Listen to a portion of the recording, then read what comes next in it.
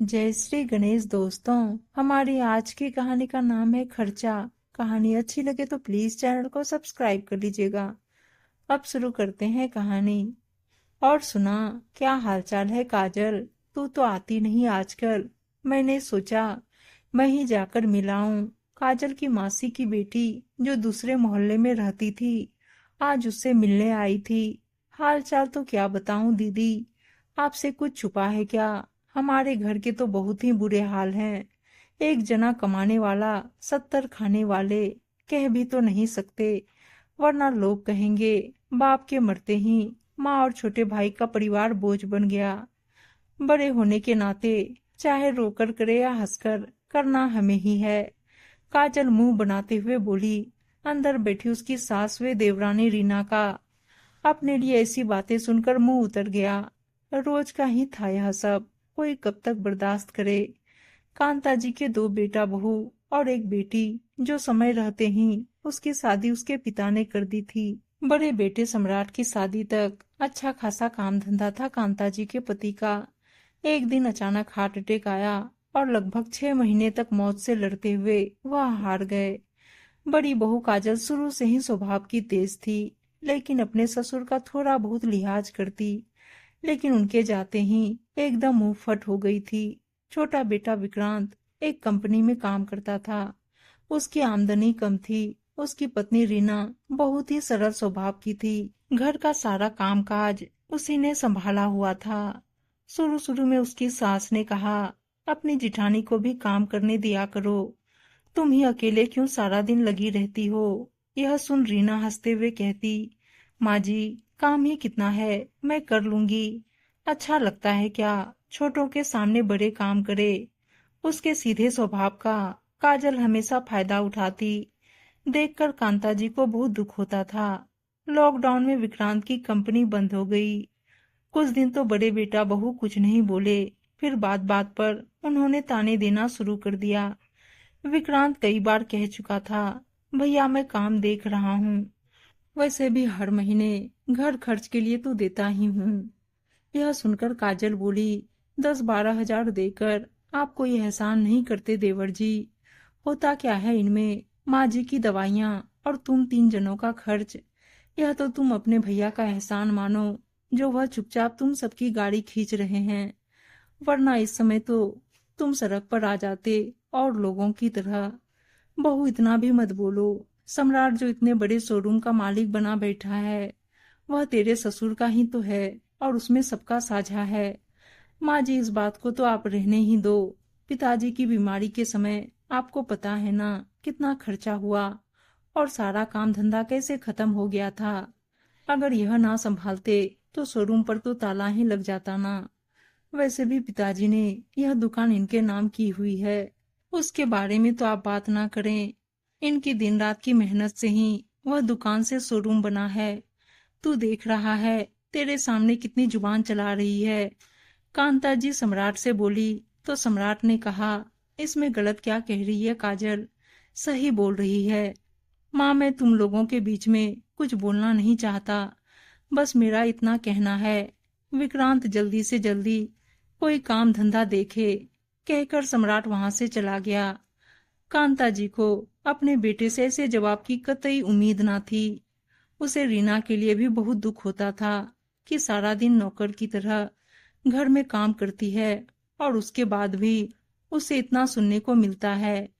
कांता जी को उसे देख अपने दिन याद आ जाते थे, जब वह शादी कराई थी तो सम्राट के पापा का भी काम धंधा अच्छा ना था। वह भी तो रीना की तरह सारा दिन घर का पूरा काम धंधा करती थी और फिर जेठानी व सास से ताने सुनती। और ऐसा ही भाग्य छोटी बहू रीना का। हे भगवान, यह बेचारी भी यूं ही पिसती रहेगी क्या हमेशा? सोचकर कांता जी की आंखों में आंसू आ गए। उन्हें परेशान देख रीना बोली, माँ जी आप परेशान मत हो, यह बुरे दिन भी हम चुप रहकर काट लेंगे। नहीं बहू, मैं नहीं चाहती जो मैंने भोगा तू भी वही सब सहे, हम कर भी क्या सकते हैं। रीना उदास होते हुए बोली, बहू तूने ब्यूटी पार्लर का कोर्स किया और सिलाई कढ़ाई का डिप्लोमा भी है तेरे पास, और शादी से पहले तुम अपने मायके में सिलाई कढ़ाई का काम भी करती थी, क्यों ना तू अपनी सिलाई फिर से शुरू कर दे। लेकिन माँ जी, उसके लिए पहले हमें थोड़ी पूंजी लगानी होगी, और इस समय हमारे पास कुछ भी नहीं है। तू इसकी फिक्र मत कर, थोड़ा पैसा है मेरे पास। हमारी गली के कोने पर ही एक दुकान खाली हुई है। लॉकडाउन के कारण उसका किराया भी सस्ता है। बस तू एक बार आरंभ कर दे। रीना ने अपने पति से इस बारे में बात की तो उसने भी सहमति दे दी। उसके जेठ जेठानी को जब पता चला तो वह बहुत नाराज हुए।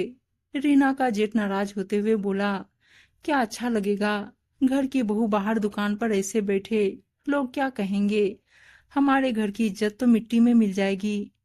बेटा, लोग घर खर्च के लिए पैसे नहीं देकर जाते। काम करने में कोई बुराई नहीं है, और कहीं दूर थोड़ी ना जा रही है, पास में ही तो अपना बुटीक खोल रही है। वैसे भी विक्रांत की तनख्वाह कम है।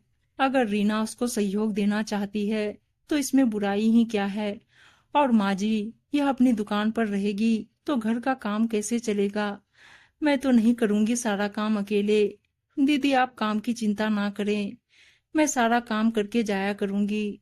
अपनी माँ व रीना की तर्क सुनकर दोनों पति पत्नी चुप हो गए। रीना 9 बजे तक घर का सारा काम कर अपने बुटीक पर जाती। कांता जी भी रीना की मदद करने के लिए उसके साथ ही चली जाती। वैसे भी काजल उनसे कम बोलती थी, और जब बोलती तो कोई ना कोई चुपती बात कहकर उनका मन दुखा देती। कुछ ही दिनों में रीना का बुटीक चल निकला। लोगों को उसके काम के साथ साथ उसका सरल स्वभाव भी बहुत पसंद आ रहा था। उधर काजल ने कभी घर का काम तो किया नहीं था। रीना के बुटीक जाने के बाद एक आधा जो भी उसे काम करना पड़ता है, उसी से उसकी जान आफत में आई हुई थी। सुबह शाम अब वह इसी बात पर कलह मचाकर रखती कि यह तो महारानी की तरह जाकर अपनी बुटीक पर बैठ जाती है, और पीछे से मैं नौकरों की तरह पूरा घर संभालूं। यह कहाँ का न्याय है। रोज सुबह शाम की चिकचिक से परेशान हो। एक दिन जब सब घर पर थे, कांता जी ने कहा, देख काजल, मुझे तेरी बात सही लगती है। अब यह तो बुटीक पर जाएगी ही, और कभी बुटीक पर काम ज्यादा होने की वजह से घर के कामों में देर भी हो सकती है। अब इसका काम ही ऐसा है, इसलिए रोज रोज काम को लेकर होने वाले क्लेश से अच्छा है तुम दोनों भाई राजी खुशी अपना चूल्हा चौका अलग कर लो। दोनों अपना अपना घर संभालो, अपना कमाओ, अपना खाओ। इससे एक दूसरे पर भार भी नहीं पड़ेगा। सही कह रही हूँ ना बड़ी बहू। सम्राट और काजल को तो बिन मांगे मुंह मांगी मुराद मिल गई थी। उन्हें तो हमेशा से लगता था कि इस पूरे घर का खर्च वह ही चला रहे थे। अब तो वह लोग काफी बचत कर पाएंगे। उन्होंने खुशी खुशी सहमति दे दी। लेकिन उनकी यह गलतफहमी कुछ दिनों में ही दूर हो गई। काजल को खुले हाथ से खर्च करने का शौक था। पहले रसोई का खर्चा तो विक्रांत के दिए पैसों से निकल जाता था, और अब सारा उन्हें ही करना पड़ रहा था। आज सम्राट को विक्रांत के थोड़े से पैसों का महत्व समझ में आ रहा था। सबसे ज्यादा दुखी तो काजल थी, जिसने आज तक एक कप चाय बनाकर खुद ना पी थी। अब उसे रसोई के साथ साथ पूरे घर का काम करना पड़ रहा था। जब सम्राट से उसने काम वाली रखने के लिए कहा तो वह नाराज होते हुए बोला, रीना इतने जनों का काम अकेले करती थी, और तुमसे 4 लोगों का काम नहीं होता।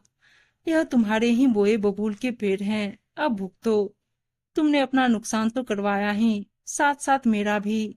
पता है, उनके अलग होने से खर्चा कम नहीं हुआ बल्कि बढ़ गया। कहकर वह गुस्से से बाहर चला गया।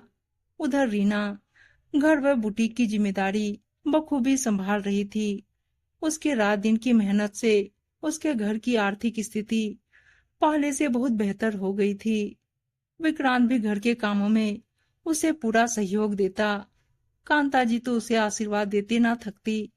वो हमेशा कहती, तेरे जैसी बहू पाकर मेरा बुढ़ापा संवर गया।